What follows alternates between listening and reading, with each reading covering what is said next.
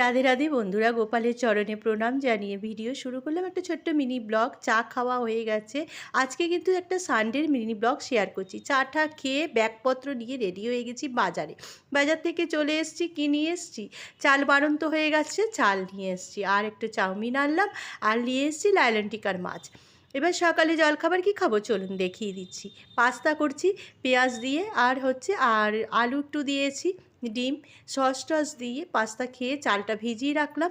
Pasta খেতে খেতে আমার ঠিক মালতী মাসির গানটা মনে পড়ে গেছিলো।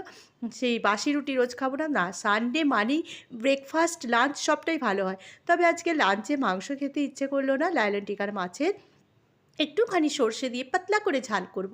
সর্ষে ভিজিয়ে রেখেছি, পেঁয়াজ ফোড়ন দিয়ে কালো জিরে ফোড়ন দিয়েছি, আর ওদিকে ভাত বসিয়ে দিয়েছি।